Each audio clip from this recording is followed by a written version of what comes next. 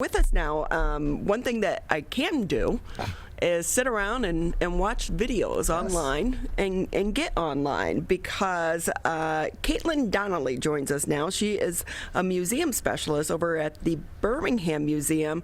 And Caitlin, you guys are pretty much still virtual, right?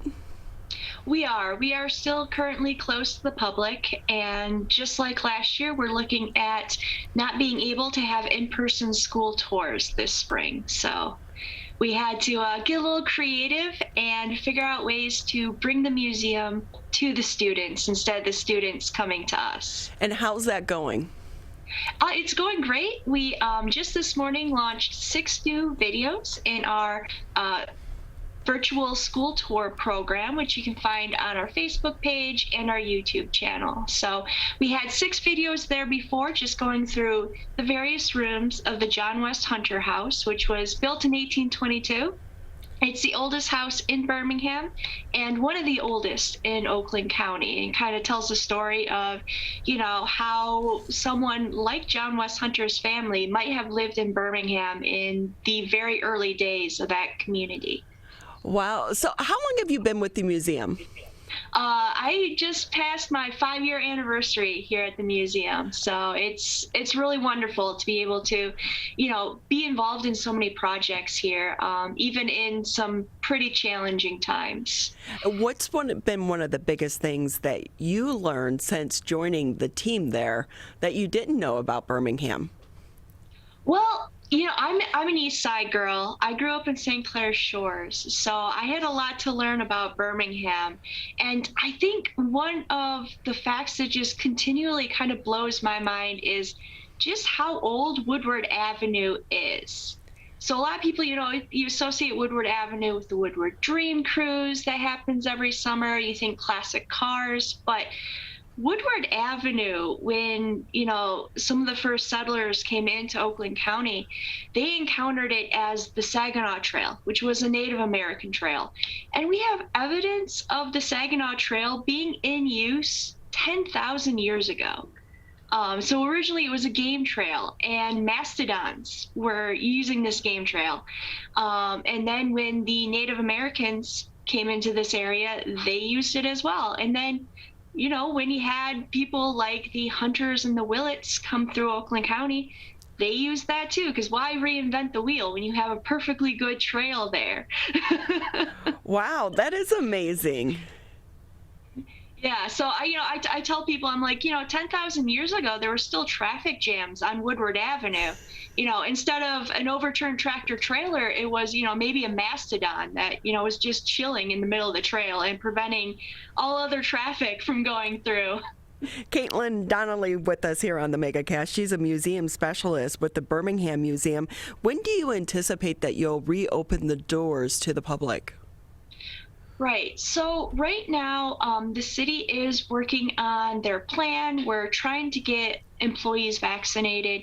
So hopefully, I have hope for this summer. That would be really amazing. I am kind of one of our outreach people here at the museum. So I love meeting with guests and talking with people. So when we did close to the public last March, I had a little bit of an identity crisis. It was hard not having new people to talk to every day. So I'm looking forward to that myself, as I'm sure everyone is. So I know you said that you typically are posting videos. How is that going? What are some of the videos that are up right now that people can watch? Sure. Well, aside from our school tour videos, we do have some of our older videos. So we do have our series called What Were They Thinking? And it's where one of my colleagues here at the museum, she is a fantastic chef. She makes recipes from the past, and we would all taste test them. So if you've ever wondered what an 1820s recipe for jugged hare would be like, you can check that out. We also and what is that recipe? I'm curious. Yeah. What? So hair, like a rabbit hair, right? not Right. Like head hair. You would cook that in a earthenware jug. So it's kind of like an 1800s crock pot that you put in with herbs and spices, and you put it at the back of your fire. you'd cook that for like 6 hours. You could forget about it, go do, feed the chickens, whatever else you had to do, and then come back and kind of have this nice little meal. And it was pretty good. I've never had a hare before, so it was a really fun experience for me. And then from there, we tried 1940s jellied beet and cheese salad, which was interesting. Yeah, I think I'll pass on that one. Yeah.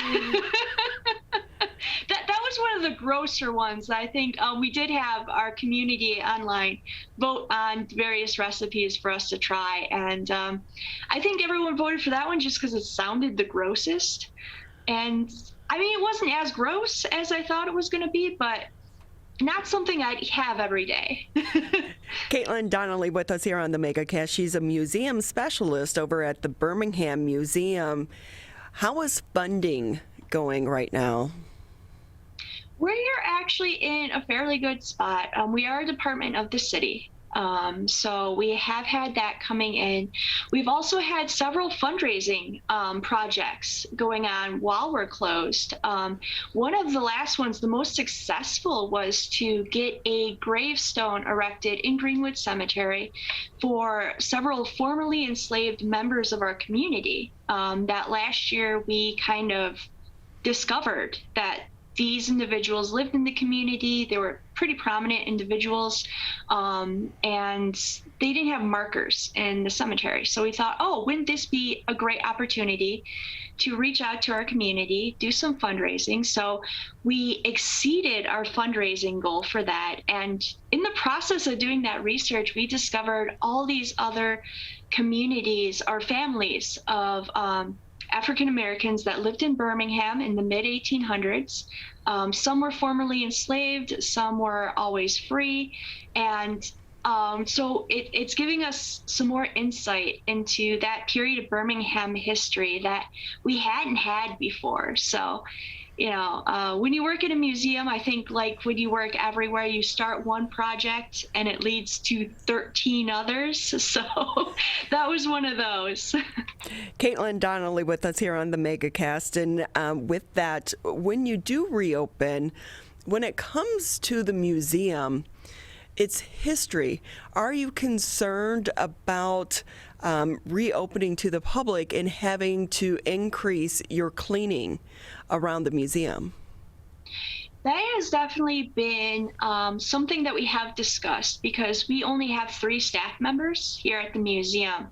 And so way back last year, we were actually already in conversation with the fire chief of the city in Birmingham. He is the one coordinating our COVID response as a city, about, how are we going to have people in the building? How are they going to interact with the objects? Because we do have several exhibits where people can actually touch the objects and handle them. Can we still do that? How are we going to clean? And so one of the ideas that we'll probably go forward with is having timed tickets to the museum. So, parties up to maybe 6, you have a set time you can come into the museum, you can see both houses, have a tour, and then that will also give us time to clean after each guest or guest group has gone through. So it'll look a little bit different. We might not be able to have drop-in visitors like we always had before, but we're going to do our best to make sure that everyone who wants to come to the museum can come. I will say, Caitlin, I think all the school-age kids, they need to learn cursive writing, because now they've been taking it out of schools, but when you go to museums, so many times they have, letters on display, and they always had such beautiful writing back in the day, but it's always in cursive. And that's one of the big things I always wonder about. If the kids don't have to learn cursive, when they go to the museum, can they read these letters? Right. Well, I mean, to that, I would say I learned cursive when I was in elementary school, and I abandoned it pretty quickly because cursive is supposed to be a system of writing where you can write really fast, and I could never get the hang of that. So I always printed. As soon as I was able to, I was like, forget this. I'm going to go back to printing.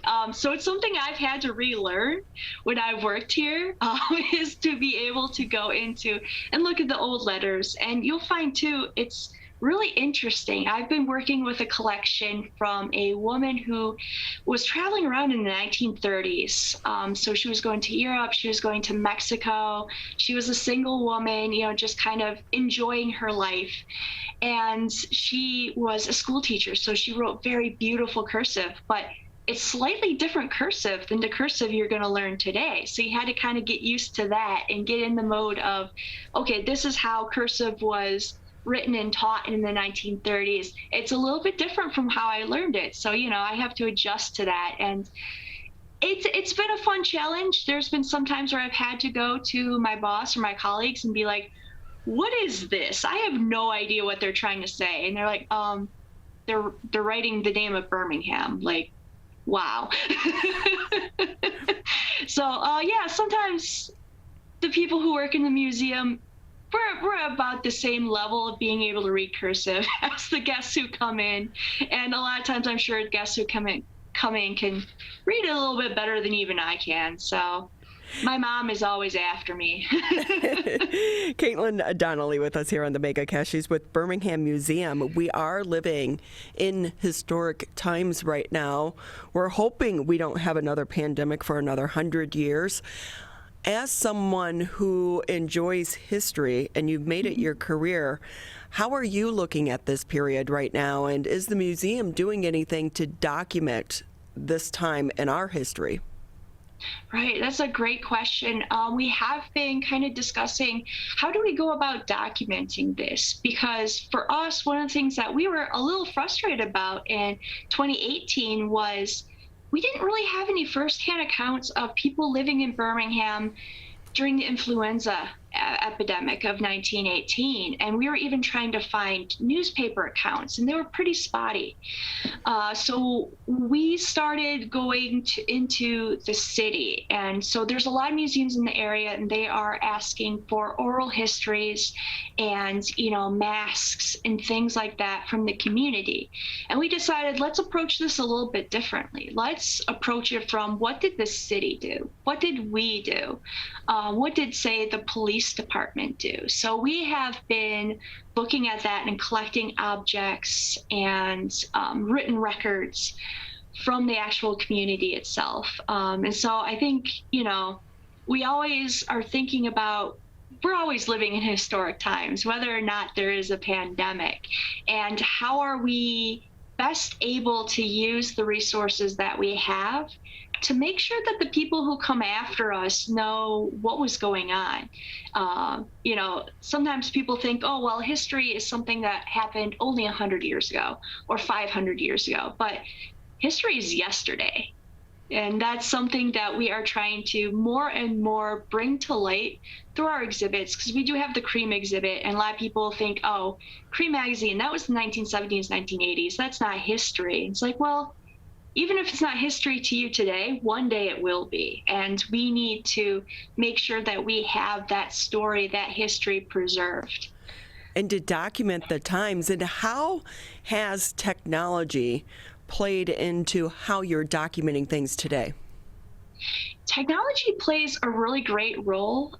So we are able to reach out via email and just ask, say, different departments in the community, like, how are you doing X, Y, and Z? How are you doing this? And also to be able to communicate with our community online. We did a lot on social media throughout this past year, being able to keep in contact with our community and let them know we're still here, we're still preserving things, we're still working.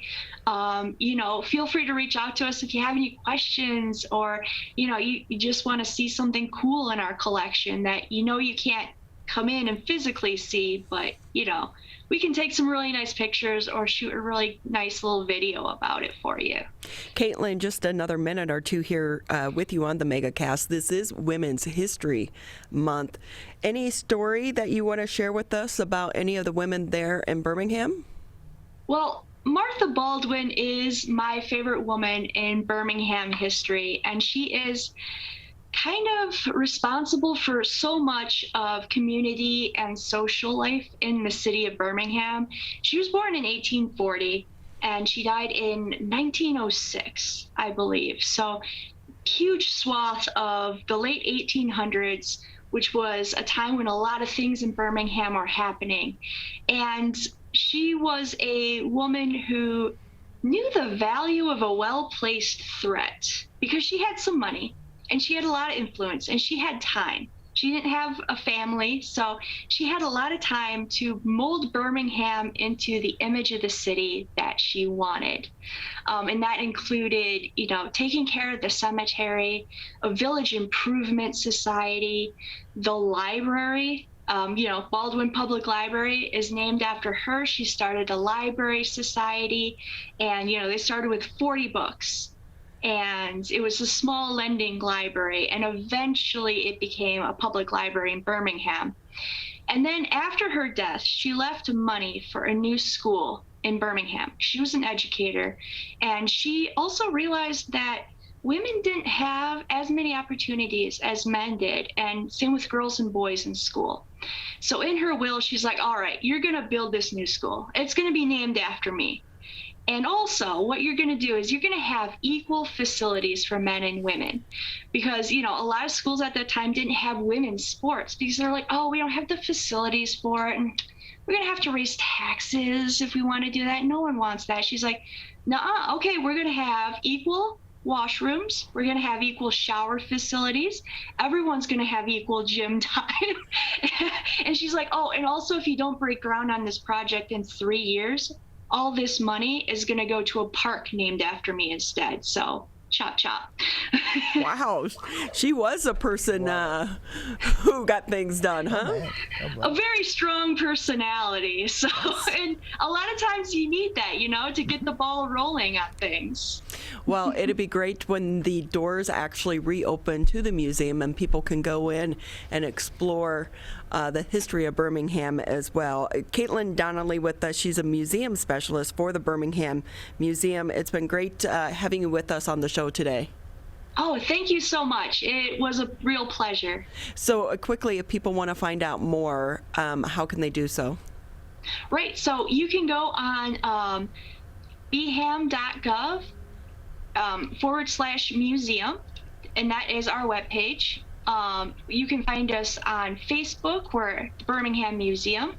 Twitter, we're at bham_museum, and we're on Instagram as well, the Birmingham Museum MI.